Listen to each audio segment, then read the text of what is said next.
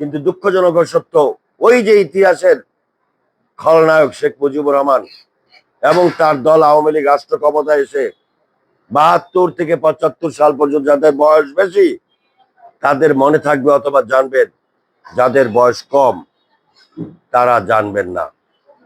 এই শেখ মুজিবুর রহমান বাংলাদেশ স্বাধীন হওয়ার পরে ক্ষমতায় এসে বাংলাদেশের সকল রাজনৈতিক দল নিষিদ্ধ করে দিয়েছিল।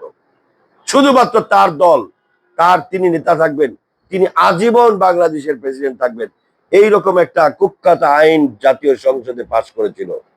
আপনারা যদি না জানেন, ইতিহাস আপনাদেরকে জানতে হবে। এরপরে সকল পত্রিকা বন্ধ করে দিয়েছিল, শুধুমাত্র শেখ মুজিব এবং তার চালাপাল্লার নিউজ ছাপা হবে। সকল পত্রিকা বন্ধ করে দিয়েছিল, সাংবাদিকরা পথের ভিখারি হয়েছিল।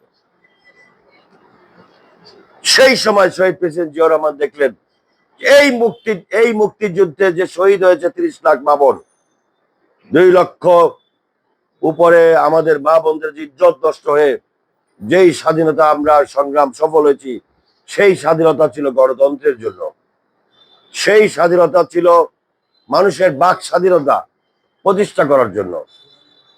কিন্তু স্বাধীনতার সংগ্রামের পরে যারা ক্ষমতায় গিয়েছে শেখ মুজিবুর রহমানের নেতৃত্বে, সেদিন এই স্বাধীনতার মূল চেতনা, বাক স্বাধীনতা, মৌলিক অধিকার, সাংবিধানিক অধিকার ক্ষুণ্ণ করেছিল, ভোটের অধিকার ক্ষুণ্ণ করেছিল। সেই সময় সিপাহী জনতার অভ্যুত্থানের মধ্য দিয়ে 1975 সালের 7ই নভেম্বর আবার জিয়াউর রহমান সাহেব আমাদের মাঝে আবির্ভূত হয়েছেন এবং রাষ্ট্র ক্ষমতায় এসেছেন। এই রাষ্ট্র ক্ষমতায় আসার মধ্য দিয়ে তিনি আবার ক্ষমতায় এসে কি করলেন, তিনি সকল রাজনৈতিক দলকে রাজনীতি করার সুযোগ দিলেন। ইভেন এই যে জামাত ইসলামী দেখেন, এই যে চরমনার পীরের ইসলামী আন্দোলন দেখেন, কোন ইসলামী রাজনীতি করার সুযোগ শেখ মুজিবুর রহমান রাখে নাই। আওয়ামী লীগের রাজনীতি করার অধিকার ছিল না। শহীদ প্রেসিডেন্ট জিয়াউর রহমান রাষ্ট্র ক্ষমতা আসার পরে এই ইসলামী দলের রাজনীতি করার সুযোগ দেওয়া হয়েছিল, তিনি দিয়েছিলেন। সকল রাজনৈতিক দলের রাজনীতি করার সুযোগ দিয়েছিলেন। এইটার নামই হচ্ছে গণতন্ত্র। অর্থাৎ যেখানে বাংলাদেশ বিপদের সম্মুখীন হয়েছে, গণতন্ত্র সংকটের মুখে গিয়েছে, তখনই শহীদ প্রেসিডেন্ট জিয়াউর রহমান এগিয়ে এসেছেন। আমি প্রথমেই বলেছিলাম রমজান মাস আপনাদেরকে কষ্ট দিব না, তবুও যেহেতু স্বাধীনতার মাস, স্বাধীনতার মূল চেতনা হত্যা করেছে আওয়ামী লীগ এবং স্বাধীনতার মূল চেতনা ফিরিয়ে দিয়েছিল বিএনপির প্রতিষ্ঠাতা শহীদ প্রেসিডেন্ট জিয়াউর রহমান। আমাদের নেতা জনাব তারেক রহমান সাহেব, ভারপ্রাপ্ত চেয়ারম্যান জনাব তারেক রহমান সাহেব গত 17 বছর ষড়যন্ত্রের শিকার হয়ে লন্ডনে বসবাস করে। এটা আপনি অনেকেই জানেন। কেন বসবাস করেন?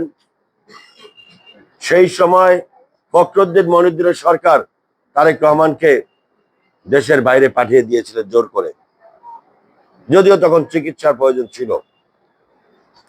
পরবর্তীতে